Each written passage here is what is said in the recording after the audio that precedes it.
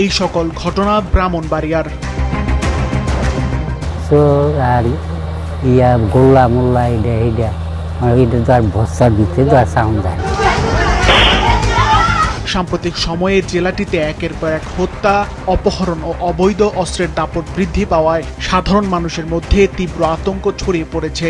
এর ফলে জেলার আইন শৃঙ্খলা পরিস্থিতি ক্রমে অস্থিতিশীল হয়ে উঠেছে।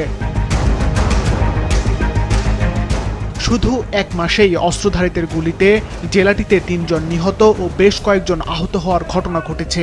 এতে চরম নিরাপত্তাহীনতায় ভুগছে সাধারণ মানুষ।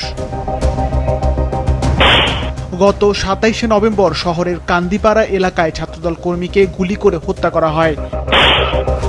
১ নভেম্বর প্রতিপক্ষের গুলিতে নবীনগরে ২ জন নিহত হয়। ২৪ অক্টোবর নবীনগরে বিএনপি নেতা মফিজুর রহমানকে গুলি করে দুর্বৃত্তরা।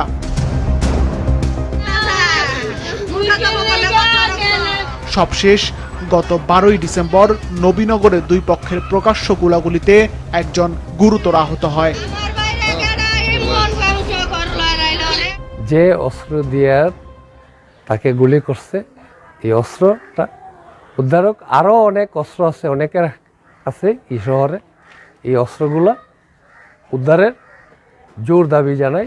সীমান্ত এলাকার কৃষকরা জানান, রাতের আধারে সীমান্ত পেরিয়ে মাদক ও বিভিন্ন চোরাচালানি পণ্যের সঙ্গে অবৈধ অস্ত্র দেশে প্রবেশ করছে। আসন্ন নির্বাচনকে সামনে রেখে সব অস্ত্র জেলার সন্ত্রাসীদের হাতে ছড়িয়ে পড়ছে বলে মনে করছেন স্থানীয়রা। রাতে তো আপনার যে অবস্থা হয়, সাংঘাতিক অবস্থা। আর কইলে আমরা তো মারি দিতে সব, বুঝিনি, গাই দিয়ে হালাই দিন, বেশি কথা কবি গাই দিয়ে হালাই দেন। সাম্প্রতিক সময়ে দেখা যাচ্ছে আমাদের ব্রাহ্মণবাড়িয়া জেলায় অস্ত্রের ঝঞ্ঝানি খুব প্রকট আকারে ধারণ করছে। অস্ত্র যেখানে সেখানে যেনতেনভাবে অস্ত্র ব্যবহৃত হয়। যদি অবৈধ অস্ত্রগুলো আসে আর বড় যদি সঠিকভাবে তদারকি না করা হয়, তো আগামী নির্বাচন নিয়ে আমরা অতি শঙ্কায় আছি। সীমান্ত দিয়ে অস্ত্র আসার বিষয়ে বিজিবির কর্মকর্তারা বলেন, অস্ত্র যাতে না আসতে পারে সে ব্যাপারে তারা গোয়েন্দা নজরদারি বৃদ্ধি করেছেন।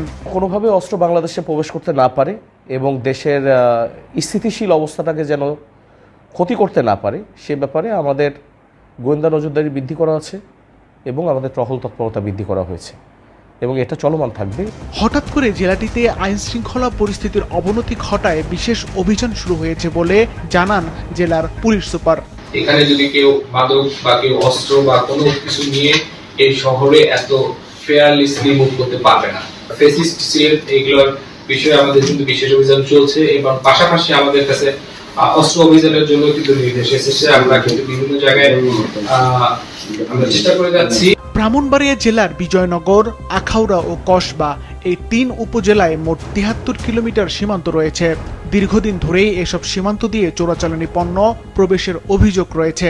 হঠাৎ করে অস্থিরতা বৃদ্ধি পাওয়ায় সীমান্তে নজরদারি জোরদার ও টহল বৃদ্ধি জরুরি বলে মনে করছেন স্থানীয়রা। সিফাত রহমান, মাছরাঙা, নিউজ ডেস্ক।